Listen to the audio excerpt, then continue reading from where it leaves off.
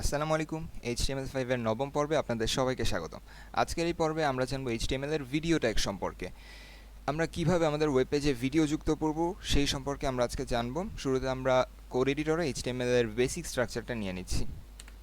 Tab, এরপরে আমরা এর মধ্যে ভিডিও এলিমেন্টটা যুক্ত করব, সেজন্য আমাদের লিখতে হয় ভিডিও, এরপর ট্যাব প্রেস করলে ভিডিওর ফুল ফর্মটা চলে আসে। এরপর এই জায়গায় আমরা একটা এন্টার দিয়ে নিচ্ছি, কারণ এখানে আমাদের বেশ কয়েকটা অ্যাট্রিবিউট লেখা লাগবে। আমাদের প্রথম অ্যাট্রিবিউটটা আগে থেকে দেওয়া আছে, সেটা হচ্ছে সোর্স। সোর্স এর মধ্যে আমরা ভিডিও কোন সোর্সে আছে সেটা আমরা বলে দেব।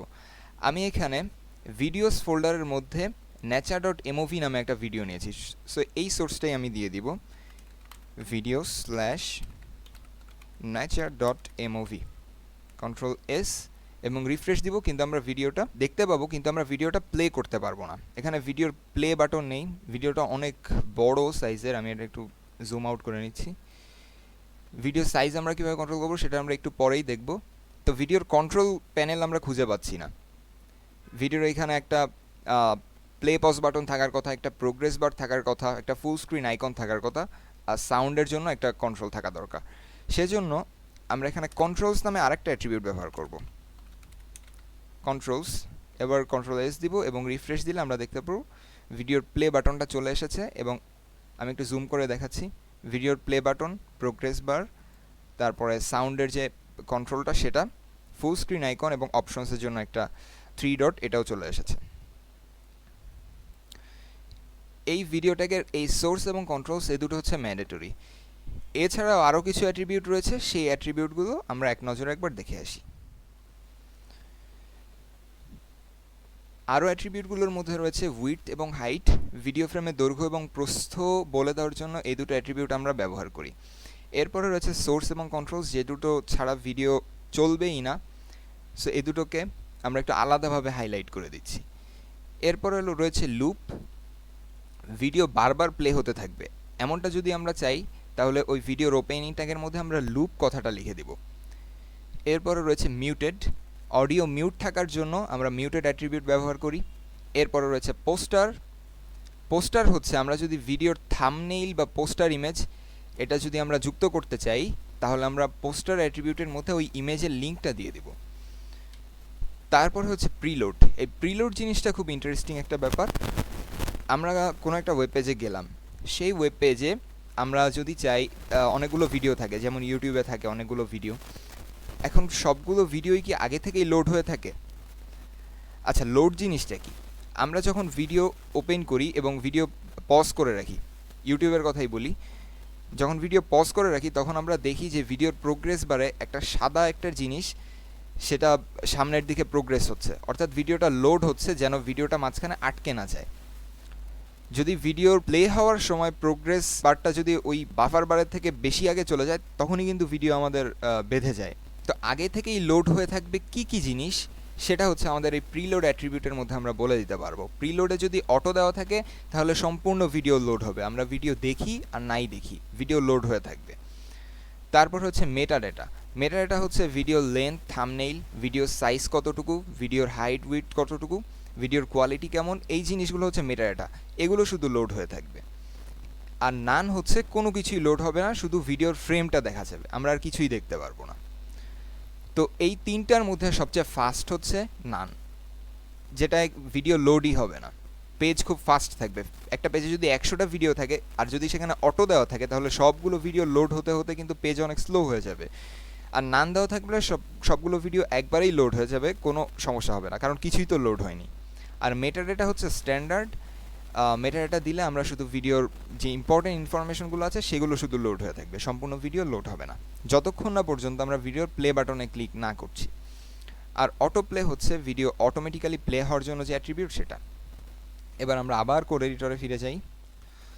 আমি এখানে ওএসডি হটকিস এটা অন করে দিচ্ছি, যাতে আপনারা দেখতে পারেন আমি কিবোর্ড বা মাউসের কোন কিতে প্রেস করছি। তো কন্ট্রোলসের পরে আমরা আরেকটা জিনিস দেখলাম, সেটা হচ্ছে হাইট এবং উইডথ। আমি রিকমেন্ড করি আপনারা যখন ভিডিও এলিমেন্টটা ব্যবহার করবেন তখন হাইট এবং উইডথ বলে দিবেন, কারণ আমাদের ভিডিওর কোয়ালিটির উপর ডিপেন্ড করে ভিডিও সাইজটা কিন্তু বড় ছোট হয়ে যায়। ব্রাউজার সেই অনুযায়ী ভিডিও ফ্রেমটা বড় বা ছোট করে নেয়। একটা এইচডি ভিডিও সেটা দেখা গেছে ব্রাউজার খুব বড় করে দেখাচ্ছে, আর একটা 144 পিক্সেলের ভিডিও সেটা খুব ছোট করে দেখাচ্ছে, সেজন্য আমরা ভিডিওর হাইট এবং উইডথটা বলে দিব। হাইট আমি দিলাম 300 পিক্সেল এবং উইডথ দিলাম 500 পিক্সেল। কন্ট্রোল এস এবং রিফ্রেশ দিলে আমরা ভিডিওটা দেখতে পারবো। এই যে ভিডিও আমাদের 300x500 ফ্রেমের মধ্যে চলে এসেছে।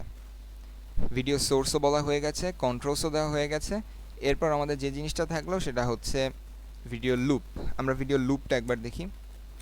আমি এখানে লুপ দিয়ে দিলাম, কন্ট্রোল এস, এবং এরপর আমরা রিফ্রেশ করে যদি আমরা ভিডিওটা প্লে করি, ঠিক একদম শেষে গিয়ে ভিডিওটা শেষ হবে না, ভিডিওটা আবার প্রথম থেকে শুরু হয়ে যাবে। এই যে ভিডিও কিন্তু আবার প্রথম থেকে শুরু হয়ে গেছে।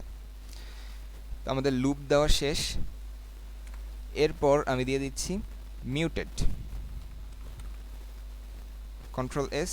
আপনারা দেখতে পাচ্ছেন এখানে যে সাউন্ডের যে আইকনটা রয়েছে, আমি একটু জুম করে দেখাই। এখানে যে সাউন্ডের আইকনটা রয়েছে, এই সাউন্ডের আইকনটা কিন্তু মানে এখন ক্রস হিসেবে নেই। যখন আমি এটা ক্লিক করছি তখন কিন্তু একটা ক্রস দেখা যাচ্ছে এটার উপরে, অর্থাৎ সাউন্ডটা মিউট আছে। যদি আমরা মিউটেড অ্যাট্রিবিউট ব্যবহার করি তো এটা আগে থেকেই এইভাবে থাকবে। আমি মিউটেড দিয়েছি, সেভ করেছি এবং রিফ্রেশ করে দেখি, এই যে ভিডিওটা কিন্তু মিউটেড। আমাদের মিউটেড শেষ। এরপর আমরা যাই পোস্টারে। পোস্টার জিনিসটা খুব ইন্টারেস্টিং একটা জিনিস। পোস্টারের মধ্যে আমরা একটা ইমেজ দিতে পারি, যাতে আমরা এইখানে যে থাম্বনেইলটা যাচ্ছি সেই থাম্বনেইলটা শো হয়, এই ভিডিওটা যাতে শো না হয়। যেমন ভিডিওর ইম্পর্টেন্ট কোনো একটা অংশ, সেটা আমরা চাচ্ছি ইউজার সেটা দেখুক, সেটা দেখে তারপরে ভিডিওতে ক্লিক করুক। তো সেটাই হচ্ছে ভিডিওর পোস্টার বা থাম্বনেইল। তো আমি এখানে ইমেজেস ফোল্ডারের মধ্যে একটা poster.jpg নামে একটা ইমেজ নিয়েছি। এটাই আমি দিয়ে দিচ্ছি images/poster.jpg, কন্ট্রোল এস এবং রিফ্রেশ দিলে আমরা এখন ওই পোস্টারটা দেখতে পারবো। এই যে আমার এখানে যে ইমেজটা ছিল, এই ইমেজটাই কিন্তু আমি এখানে দেখতে পাচ্ছি, ভিডিও কিন্তু দেখতে পাচ্ছি না। এখন এই ইমেজের মধ্যে আমরা যেটা খুশি সেটা দিতে পারি, খুব ইন্টারেস্টিং কোনো কথা লিখতে পারি যাতে এটা দেখে ভিডিওতে ইউজার ক্লিক করে। তো এবার যদি ভিডিওতে ক্লিক করি তখন আমরা দেখব ভিডিও স্টার্ট হয়ে গেছে। তো আমাদের ইমেজেসও দেওয়া শেষ। তারপরে হচ্ছে আমাদের প্রিলোড জিনিসটা খুব চমৎকার একটা জিনিস।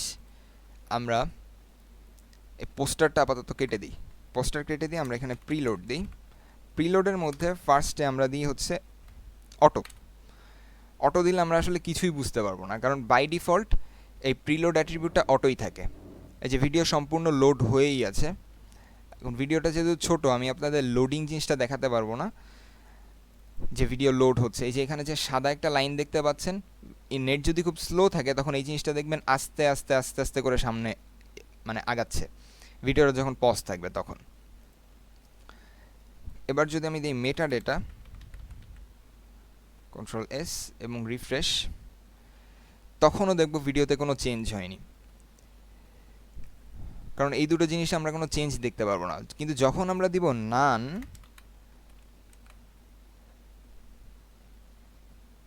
তখন রিফ্রেশ দিলে আমরা দেখব ভিডিওর কিছুই আসেনি, শুধু ভিডিওর ফ্রেমটা এসেছে। ভিডিওর এখানে কত টাইম ছিল সেই টাইমটা কিন্তু আসেনি। ভিডিওর এখানে এই যে সাদা একটা লাইন আপনারা একটু আগে দেখতে পাচ্ছেন, সেই লাইনটা এখন আর নেই, অর্থাৎ ভিডিওর একটা বিন্দুও লোড হয়নি আমাদের ব্রাউজারে। যখন আমরা প্লে করব তখন দেখেন এখানে লাইনটা কিন্তু সাদা হয়ে গেছে, প্রোগ্রেস বারের লাইনটা সাদা, অর্থাৎ ভিডিও পুরোপুরি লোড হয়ে গিয়েছে। কিন্তু নান দেওয়ার সময় শুরুতে ভিডিও কিন্তু লোড হয়নি। এই যে এখন আমরা চাচ্ছি ভিডিও লোডও হবে না, আবার ভিডিওতেও একদম কালো দেখালে তো ইউজার ক্লিক করবে না। তো এই জন্য আমরা চাচ্ছি এখানে পোস্টার দিয়ে দিতে, আবার নানও দিয়ে দিতে। পোস্টার images/poster.jpg, কন্ট্রোল এস এবং রিফ্রেশ দিলে আমরা দেখতে পারবো যে আমাদের ভিডিও খুব ফাস্ট লোড হয়েছে এবং ভিডিওর যে পোস্টার সেটাও চলে এসেছে, কিন্তু ভিডিওর টাইমটা কিন্তু আসেনি। কিন্তু প্লে বাটনে চাপ দিলে তখন আমরা ভিডিওটা দেখতে পারবো। এতে করে আমাদের ওয়েব পেজে যদি 100টা ভিডিও থাকে, তাও আমরা প্রিলোড নান দিয়ে আমরা অনেকগুলো ভিডিও খুব ফাস্ট লোড করাতে পারবো আমাদের ওয়েব পেজের মধ্যে। এবং ভিডিও থাম্বনেল দিয়ে দিব যাতে ওই ভিডিওর মধ্যে কী ইনফরমেশন আছে সেটা ইউজার দেখে তারপরে ভিডিওতে ক্লিক করতে পারে। আগে থেকেই তো সব ভিডিও লোড হওয়ার প্রয়োজন নেই। এরপরে রয়েছে আরেকটা জিনিস, সেটা হচ্ছে অটো প্লে। আমি এই জিনিসগুলো কেটে দিচ্ছি, প্রিলোড, পোস্টার। এবার হচ্ছে অটো প্লে। অটো প্লে হচ্ছে ভিডিও অটোমেটিক্যালি প্লে হবে যখনই আপনি ওই ওয়েব পেজে ঢুকবেন, কিন্তু এখনকার ব্রাউজারগুলো এই অটো প্লেকে রেস্ট্রিক্ট করে রাখে, কারণ অনেক ইউজার এতে খুব বিরক্ত হয় যে ভিডিও মানে প্লে বাটনে ক্লিক না করলেই ভিডিও অন হয়ে যাচ্ছে। এটা খুব বিরক্তিকর একটা বিষয়, এই জন্য অনেক ব্রাউজার এটা বন্ধ করে রাখে, কিন্তু একটা শর্ত সাপেক্ষে বন্ধ করে যে ভিডিও চালাতে পারবে কিন্তু ভিডিও মিউটেড থাকতে হবে, যাতে ইউজার বিরক্ত না হয়। ভিডিও চলছে চলুক, কিন্তু মিউটেড থাকবে। তো দেখুন আমরা রিফ্রেশ করলাম কিন্তু ভিডিও কিন্তু আমাদের চলেনি, ভিডিও কিন্তু এখনও পজ আছে। তো আমরা যখনই এখানে মিউটেড অ্যাট্রিবিউটটা ব্যবহার করব এবং তারপরে অটো প্লে দিব, তখন আমরা দেখব যে ভিডিও এবার অটোমেটিক্যালি প্লে হচ্ছে, এবার আর কোনো সমস্যা হচ্ছে না। তো এই হচ্ছে আমাদের ভিডিও ট্যাগ সম্পর্কে আলোচনা ছিল। ভিডিও ট্যাগের আরও কিছু চাইল্ড এলিমেন্ট রয়েছে, যেমন ট্র্যাক, সোর্স। এই জিনিসগুলো নিয়ে আমরা পরবর্তী কোনো ভিডিওতে জানব। তো আজকের মতো এ পর্যন্তই। আসসালামু আলাইকুম।